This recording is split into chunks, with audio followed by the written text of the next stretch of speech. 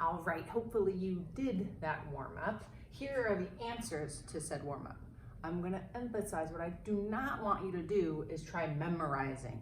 You're looking for patterns. We're looking for a way that we can build this back when I forget, right? Because if you try to memorize this, I promise you, you're gonna forget. The goal is that we're looking at patterns, looking for maybe the 30 degrees or the 15 between, or counting those 1 pi over 6, 2 pi over 6, 3 pi over 6, whatever works, but letting that sink in and building it from our understanding, not from our memory. Okay, great, so what's next? So last class we did two things, right? We continued working on that unit circle, radians, degrees, and working on that understanding. The other thing we started talking about were these special right triangles. This was your assignment from the last class. So hopefully you finished it. If you didn't and you still don't have it, I don't know what's going on with you. But I asked you to solve for each of these sides using our special right triangles, right? Observant among you noticed that these are the same two triangles, they're just flipped. When we're dealing with a 30, 60, 90 right triangle, I'm gonna visualize that equilateral triangle where this short leg of the triangle is half of the original side. So if originally the side was 1, the short side is now a half. And the pattern that we saw last time was that if the short leg is half, the hypotenuse is double that, and to get to the third side, we would multiply by the square root of 3. So x times the square root of 3 will just be square root of 3 over 2. Cut it to half times the square root of 3.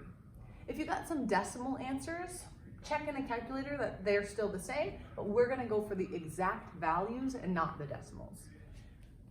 Of course, the only difference between this triangle and this one is that the dimensions have flipped. Now this is the a half, and y would be the square root of 3 times 2.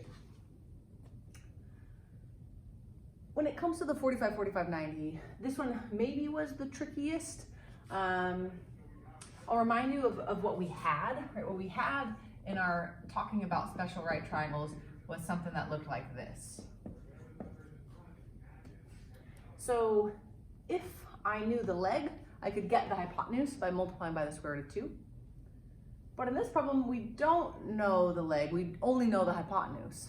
So I want to go backwards. And if I'm going backwards from the hypotenuse to the leg, I'll be dividing by the square root of 2. Now, if I do 1 divided by square root of 2, I get something that is technically correct, right? Like it's the right thing, but you won't ever see square roots in the denominator. That's one of our like mathematical no-nos. So instead of having that square root in the denominator, there's this process called rationalizing the denominator, making it rational instead of irrational. So instead of having the square root of 2, I'm going to multiply by another square root of 2.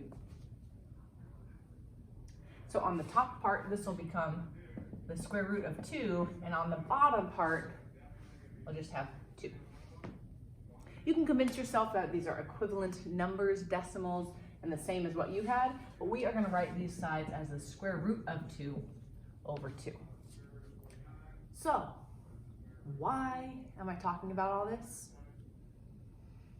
Because we're going to put all this together with our degrees and radians on a circle. Maybe you've seen it before. Let's check it out. We are going to be talking about the unit circle. The unit circle is a circle centered at the origin with the radius of 1. So this is a circle. The radius is 1. So if I had a triangle, I don't know, like this one, this radius from the center to the outside is 1. And I also just drew a 30-degree triangle. So if our theta is 30 degrees, we know that 30 degrees, or we could also call it pi over 6 radians, pi over 6. I can now figure out the coordinates of this point. The coordinates of this point on the circle are the x and the y, the side lengths of this triangle. We just talked about it, right? The side length here, this x we saw as root 3 over 2, and the y was a half. So the coordinates of this point would be the square root of 3 over 2, and a half.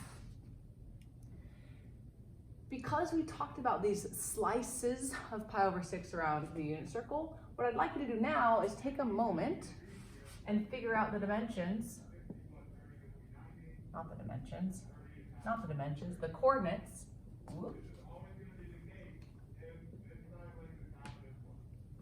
of these 3 points as well.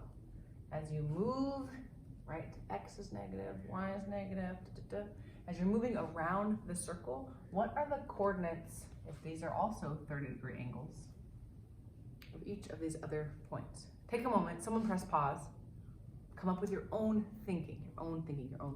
And you'll notice, right, that the coordinates are the same, right? As this triangle essentially is just moving around to different parts of the circle, the only thing that's happening is here, right, the x's become negative. This is quadrant 2. The quadrants go 1, 2, 3, 4. In quadrant 2, the x is negative. In quadrant 3, both x and y are negative. And in quadrant 4, x is positive again, and now just the y is negative. So here we're getting some points around this circle, and you might be picking up something here. If we can do this with 30 degrees, spoiler, I can also do it with 60 degrees. Let's take a look. If now I'm talking about this 60-degree triangle, and I'm looking again on the unit circle, the radius is 1, some familiar numbers I hope. This x now, this short side is a half, and the long side is the square root of 3 over 2. The dimensions of that triangle are also then the x and the y coordinates for this point. This point would be a half, root 3 over 2. And if you're drawing it accurately, you can see it's about halfway. So do the same thing. What about the coordinates for these other points? If again, these are all 60 degrees off of the axis, what are the coordinates for the other 3? Press pause, do it yourself. And would you look at that? Not only an outfit change, but our points here. You should notice the only thing that has happened is that as we move to different quadrants, same as before, the x is negative in quadrant 2. X and y are negative down here in quadrant 3, and then now only the y value is negative. Of course, if you're paying attention, you might have guessed correctly about where I'm going next. Now, the other triangle that we saw was the 45, 45, 90 right triangle. We've already seen that the side lengths here are the same. You have the square root of 2 over 2. So of course it follows, right, that then the coordinates of this point would be root 2 over 2 for x and root 2 over 2 for y. And just like we did before, not too much of a stretch to see that if this point moves into quadrant 2 or into quadrant 3 or into quadrant 4, the only difference here is going to be the polarity, the positive and negativeness of the x's, x and y, and then just y. Take a moment, write it, I don't know. As you can see, x is negative, x and y negative, and just y is negative. Now we're getting to the real nitty-gritty here. Why? Why are we doing this? What is the point? And boy, am I excited. All right, we've been talking about all of those triangles, but on a circle. Now we're going to combine them. We're talking about trig on the circle. Supposing I have some point on the circle, right? Some point P. Of course, that makes an angle here that is at an angle, and as we've been seeing before, this point would have x and y coordinates that would correspond to the sides of the triangle, of this right triangle. Because we're on the unit circle, importantly, the hypotenuse is 1. The radius of this circle is 1. So what happens as I go to find the cosine of theta? As I go to find the cosine of theta, ignore some of my circle here, I get that the cosine of theta is the adjacent side divided by the hypotenuse, x over 1.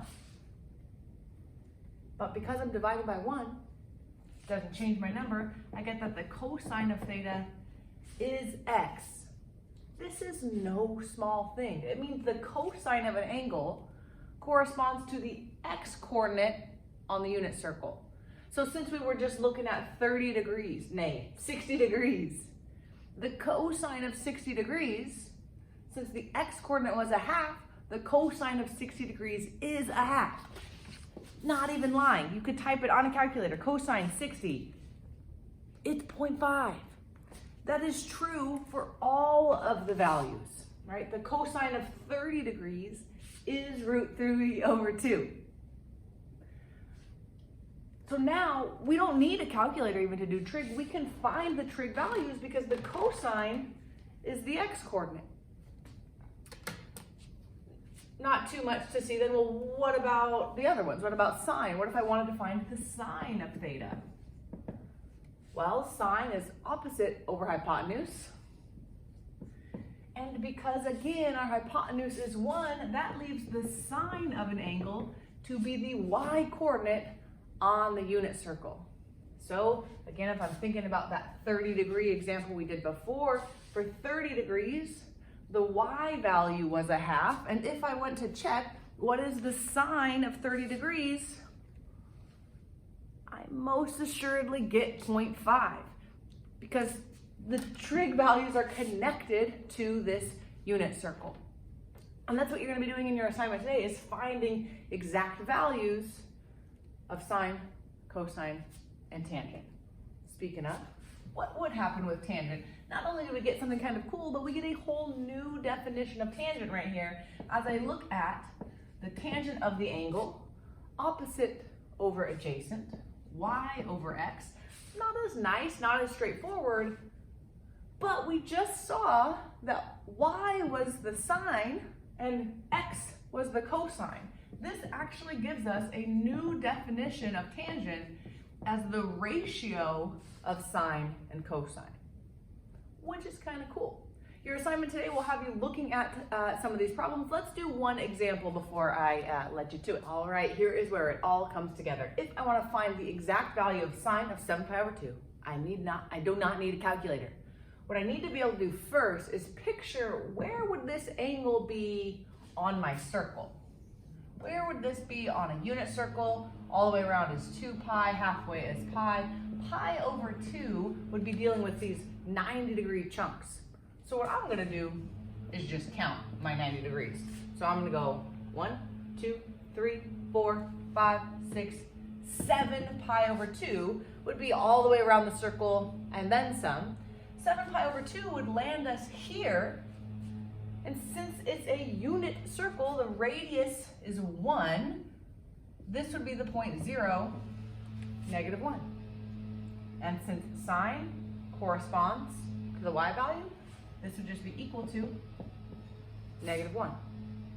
I could check, right? I'm not making this up. Making sure my calculator is in radians, since our degree was in radians. The sine of 7 pi divided by 2 is -1. One more example. What if it wasn't sine this time? What if it was tangent? Let's do the tangent of, someone choose a number, I don't know, 9 pi over 4. A little trickier, right? Got to count pi over 4 slices. You could also think about how many pi over 4s make 2. It's 8. If your brain is working like that, I'm going to go ahead and count slices just to make it easy for myself. All right, so I'm cutting up into pi into 4 slices. And as I count, 1, 2, 3, 4, 5, 6, 7, 8, 9 pi over 4 will be all the way around the circle. And ending me here, similar to a 45-degree angle, and we know the coordinates from our earlier example. So if I want the tangent of 9 pi over 4, it's kind of nice. Y divided by x, these are the same thing. My answer will be 1. And that is true, right? I don't need to check on a calculator, but I can just because I'm proving a point here. Tangent of 9 pi divided by 4 is 1. All right, good luck on your assignment. I will be back on the rest of the week. So if you have questions, come to Wednesday Flex, Thursday Flex, tutoring. You got lots of options to get help. Sorry I missed you. Hope you had a good class. Be well, everybody.